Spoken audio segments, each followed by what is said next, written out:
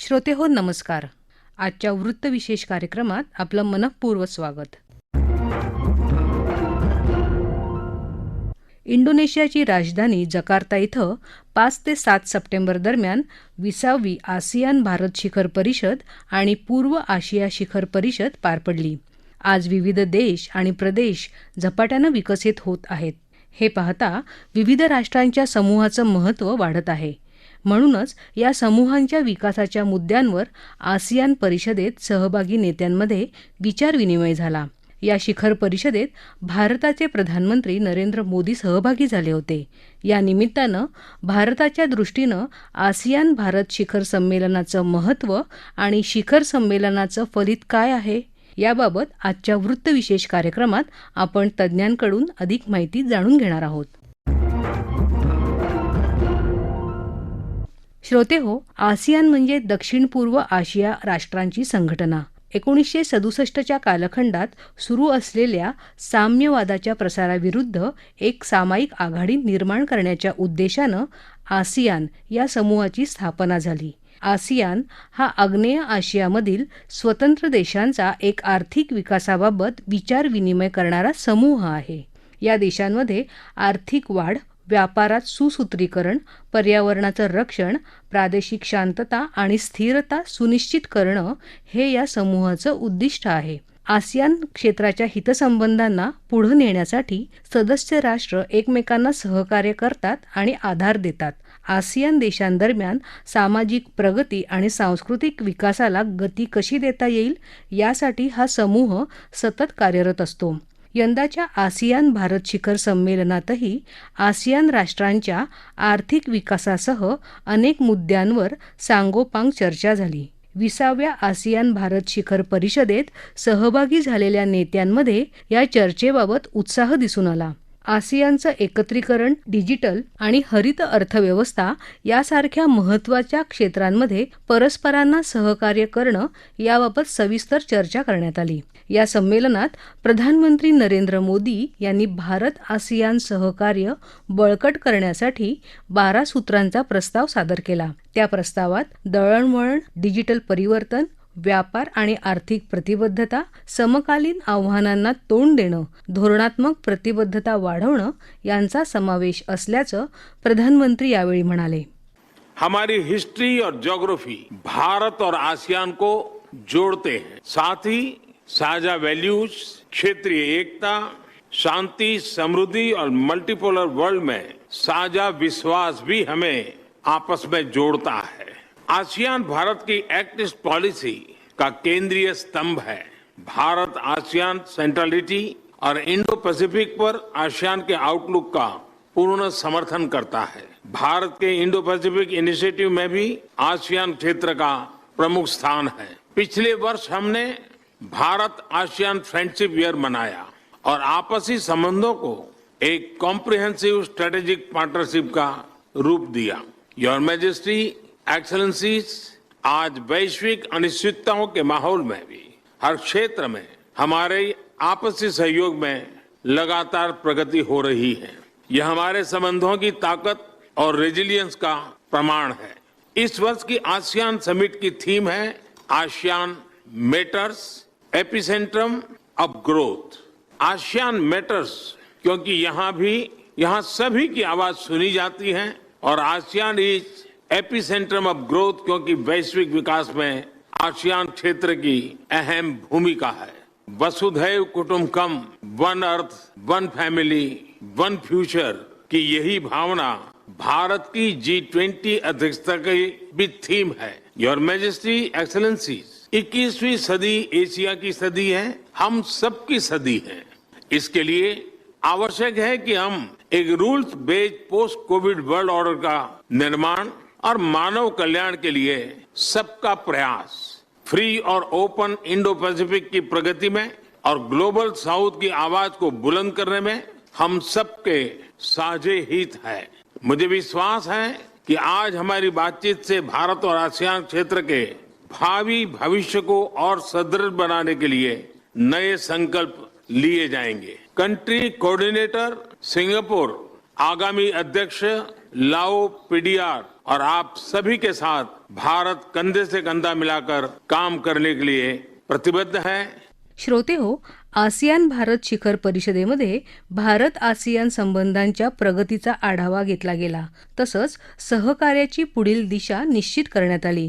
भारताचे आसियान देशांशी असलेले संबंध, आसियान भारत शिखर संमेलनाचं महत्त्व आणि फलित याविषयी अधिक माहिती देत आहेत आंतरराष्ट्रीय घडामोडींचे अभ्यासक सौरभ गणपती. दक्षिण पूर्व आशियाई देशांच्या समृद्ध आणि शांत समुदायासाठी आर्थिक वाढ, सामाजिक प्रगती, सांस्कृतिक विकासाला गती देण्यासाठी आशियानची स्थापना झाली.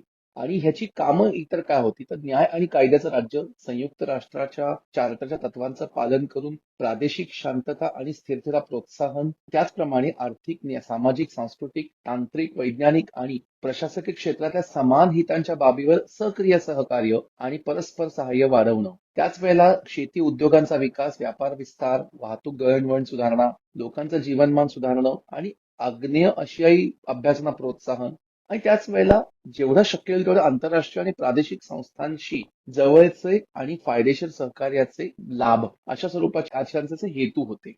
आजच्या घडीला आसियानची सर्वात महत्वाची आव्हानं कोणती आहेत तर सर्वात महत्वाचं म्हणजे या प्रदेशात सत्ता स्पर्धा शिखरावर आहे. मी जे विषद केलं होतं की ज्याप्रमाणे त्यांची एक भौगोलिक अवस्था आहे आणि त्यामुळे त्या प्रदेशावर अनेकांची नजर आहे आणि आता ती खऱ्या अर्थाने चिंतेची बाब बनत चालली आहे कारण या प्रदेशाचा वेगानं लष्करीकरण होत आहे. अमेरिकन मीडियाचे जे काही रिपोर्ट्स येतात त्याप्रमाणे चीन बहुतेक कंबोडियामध्ये लष्करी तळ बांधतोय आणि त्याचबरोबर आता कंबोडियन नौदल किंवा मिलिटरी बेसचं एक परिवर्तन जे काय दिसतंय ते आणि त्याचबरोबर इतर अशा प्रतिमा ज्या येत आहेत त्या कळतंय की कंबोडियात लष्करी तळावर अनेक नवीन नवीन इमारती आणि तटबंदी बांधली जाते जी जुन्या तटबंदींपेक्षा किंवा जुन्या टेक्नॉलॉजीपेक्षा पण जास्त मोठा स्कोप असलेली मोठी आहे. त्याच वेळेला असं म्हटलं जाते की कंबोडियाच्या अगोदरच्या सरकारनं चीनला संरक्षण संरचना, जनरल कमांड सुविधा आणि लष्करी तळाजवळ एक नौदल रडार बनवायला चक्क 157 हेक्टरची जमीन दिली होती आणि त्याच वेळेला त्याच्यावर भविष्यात हॉस्पिटल्स, स्लीपवे बांधायची योजना आहे. पण तरीही कंबोडियन सरकारचं असं म्हणणं आहे की आमची घटना कोणत्याही परदेशी देशाला लष्करी तळ बांधण्याची परवानगी देत नसते आणि त्याच्यामुळे त्याच वेळेला आमच्या देशामध्ये एक काही बहुतेक पायाभूत सुविधांचे जे काही प्रकल्प आहेत त्यातला हा एक प्रकल्प आहे आणि त्या प्रकल्पामध्ये चीन एक मोठ्या प्रमाणाची गुंतवणूक करतो. त्याच वेळेला अमेरिका काय करताय तर अमेरिका फिलिपाईन्स बरोबर आपले सुरक्षा संबंध मजबूत करायचा प्रयत्न करत आहे. 2023 मध्ये फिलिपाईन्स आणि युएसने एक वर्धित संरक्षण सहकार्य करार EDCA पुनरुज्जीवित केला. या अंडर दोन देशांमध्ये अमेरिका फिलिपाईन्स मधले 9 लष्करी तळ वापरू शकेल आणि त्याच वेळेला एप्रिल 23 मध्ये अजून 4 लष्करी तळ त्याच्यामध्ये आले आणि त्याचबरोबरनी हे जे तळ आहेत हे तैवान आणि साऊथ चायना सीच्या अगदीच जवळ आहेत. चीन आणि फिलिपाईन्स आणि व्हिएतनाम सारख्या देशांवर ह्यामध्ये एक प्रकारचा दबाव येतो आणि यासाठी अमेरिकेने चीनवर मोठी टीका केली आहे. आता या पार्श्वभूमीवर भारत आणि आसियान संबंध कसे आहेत तर पहिली गोष्ट म्हणजे या देशांमधली भागीदारी 3 दशकांपासून सुरू आहे. आताची परिस्थिती नक्कीच संवेदनशील आहे. 96 मध्ये डायलॉग पार्टनरशिप आली. त्याच्यानंतर पुढे ईस्ट एशिया समिट जो आहे त्या समिटमध्ये आसियानमुळे भारत आला कारण ती आसियान केंद्रित संस्था होती आणि पुढे जेव्हा आत्ताचं नरेंद्र मोदी सरकार सत्तेवर आलं 2014 साली तेव्हा लुकीसची ऍक्ट ईस्ट पॉलिसी आली. याचं कारण असं होतं की लुकीस पॉलिसीमध्ये दिली गेलेली जी वचनं आणि जे केले गेलेले दावे होते त्यांचं वेळेत पूर्ण होणं अत्यंत महत्वाचं होतं. त्या प्रयत्नाचा एक भाग म्हणून फक्त लुकीस न ठेवता ऍक्ट ईस्ट असं म्हटलं गेलं.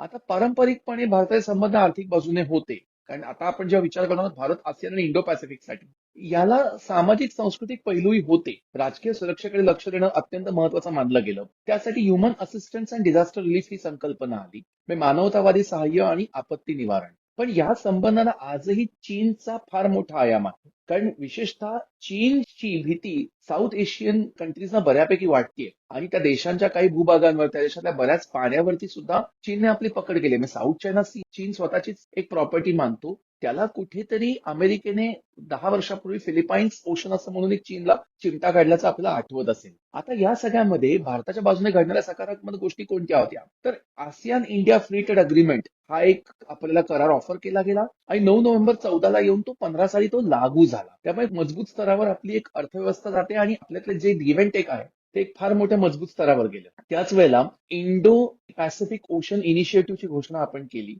त्याच वेळेला म्हणजे आंतरराष्ट्रीय नियमांचं पालन तर करायचंय, पण एकत्र अनेक बाबतीत काम करायचंय. म्हणजे सुरक्षित आणि स्थिर सागरी डोमेन शोधणं किंवा सागरी सुरक्षा आणि संसाधनांची आपत्ती निवारण. आंतरराष्ट्रीय कायद्याचं पालन करताना सुद्धा ह्या गोष्टींचं अत्यंत जास्त महत्व आहे. पण भारतासाठी एक अतिशय मोठी अपॉर्च्युनिटी कोणती आहे, तर इथे शस्त्रास्त्रांची मागणी झपाट्याने वाढते. म्हणजे Stockholm International Peace Research Institute जी आहे ती म्हणते की गेल्या 20 वर्षांमध्ये ह्या देशांचा लष्करी खर्च आहे तो जवळपास दुप्पट झालाय. त्यामुळे आणि त्याच वेळेला चीनची महाविस्तारवादी वृत्ती, त्याच वेळेला चीनच्या एक प्रकारच्या कारवायांवर घेतला गेलेला आक्षेप यामुळे ह्या देशांचा लष्करी खर्च दुप्पट झाला. त्याच वेळेला मग काय झालं की 2023 साली ब्राह्मोस एरोस्पेसने सांगितलं की आम्ही इंडोनेशियाला सुपरसोनिक क्षेपणास्त्र द्यायला तयार आहोत. तर या वर्षाच्या शेवटी ब्राह्मोस क्षेपणास्त्र आपण फिलिपाईन्सला देऊ. त्याच वेळेला तेजस हे लढाऊ विमान सुद्धा आपण आशियन कंट्रीजना विकायचा प्रयत्न करतोय. त्याच वेळेला नरेंद्र मोदीजींनी आपल्या देशाच्या संरक्षण निर्यातीचं जे लक्ष आहे ते $6 अब्ज ठेवलंय. इनफॅक्ट आता हिंदुस्थान एरोनॉटिकल लिमिटेडचा फिलिपाईन्सचा तेजस विकण्यासाठी बोलणी चालली आहेतच, पण त्याचबरोबर मलेशियामध्ये ह्यांनी आपलं कार्यालय पण उघडलेलं आहे. त्याच वेळेला भारत विकसनशील देशांचा आवाज म्हणून स्वतःला सादर करतोय. त्याच वेळेला चीनला जेव्हा तो स्वतःला पर्याय म्हणून सादर करतोय, चीनला पर्याय म्हणून भारत, तेव्हा त्यांच्या पाठीशी उभं राहावं लागेल आपल्याला, हे भारताला जाणवतंय. आणि त्याच वेळेला आपल्या शब्दावर भारताला ठाम राहावं लागेल. ह्याचं सगळ्याचा एक परिपाक म्हणून एवढा मोठा G20चा आता इकडे दौरा होत असताना सुद्धा वेळात वेळ काढून पंतप्रधान नरेंद्र मोदी हे आसियान दौऱ्यावर गेलेले आहेत जकार्ताला. याचबरोबर आपण तिकडे एक 12 सूत्री प्रस्ताव सादर केला. मग एक बहुआयामी संपर्क व्यवस्थेची कॉरिडॉरची स्थापना, डिजिटल सार्वजनिक पायाभूत सुविधा, डिजिटल परिवर्तन, भारत आणि आसियान संघटनेमधलं पुढचं सगळं सहकार्य डिजिटलवरती. त्याच वेळेला आसियान पूर्व आशियाच्या आर्थिक संशोधन संस्थेला ज्ञान भागीदार म्हणून करण्यासाठी एक जाहीर समर्थन. त्याचबरोबर पारंपरिक औषधांच्या जागतिक केंद्रात सामील होण्यासाठी एक प्रयत्न. त्याच वेळेला जनौषधी केंद्रांद्वारे लोकांना परवडणारी दर्जेदार औषधं पुरवायचा एक भारताचा अनुभव हा आपण त्या तिकडे द्यायचा प्रयत्न करतोय. आणि आपत्ती व्यवस्थापनामध्ये आपण त्याला सहकार्य द्यायचा प्रयत्न करतोय. त्यात सागरी संरक्षण, सागरी सुविधा आणि जागरूकता तर येतातच येतात. त्यामुळे आताच्या घडीला एवढं G20 होत असताना सुद्धा भारताचे पंतप्रधान जकार्ताला जाऊन तिकडे सामील होतात. याचा अर्थ ह्या संघटनेला प्रचंड मोठ्या प्रमाणावर एक महत्व आहे हे अधोरेखित होतं. श्रोते हो, आसियान भारत संबंधांचं हे 4थं दशक आहे आणि अशावेळी हे संबंध सर्वसमावेशक धोरणात्मक भागीदारीच्या पातळीवर गेल्यामुळं या संबंधांना नवे आयाम प्राप्त झाले आहेत. आसियान हा भारताच्या ॲक्ट ईस्ट धोरणातील मध्यवर्ती स्तंभ आहे. तसंच भारताच्या हिंद प्रशांत महासागर धोरणातही त्याचं महत्त्वाचं स्थान असल्याचं प्रधानमंत्री नरेंद्र मोदी यांनी म्हटलं आहे. भारत आणि दक्षिण पूर्व आशियाई देशांमधील सांस्कृतिक आदानप्रदान तसंच सांस्कृतिक नागरी बंध गेल्या शतकांपासून कायम असून आसियान आणि भारत संबंधांचा दृढ पाया या बंधांमुळेच रचला गेला आहे. आपला वृत्तविशेष हा कार्यक्रम आपण न्यूज ऑन AIR या ॲपवरही लाईव्ह ऐकू शकता. यासोबतच आमच्या मुंबई एअर न्यूज या यूट्यूब वाहिनीवर कार्यक्रमाचं ध्वनिमुद्रण आपल्याला कधीही ऐकता येईल. श्रोते हो, याबरोबरच आजचा वृत्तविशेष हा कार्यक्रम संपला. हा कार्यक्रम आकाशवाणी मुंबईच्या प्रादेशिक वृत्त विभागानं सादर केला. संपादक आणि सादरकर्त्या सरस्वती कुवळेकर, निर्मिती राजेश शेजवळे, लेखन आणि समन्वय रवींद्र वसंतराव लोखंडे आणि निवेदन अमिता बडे.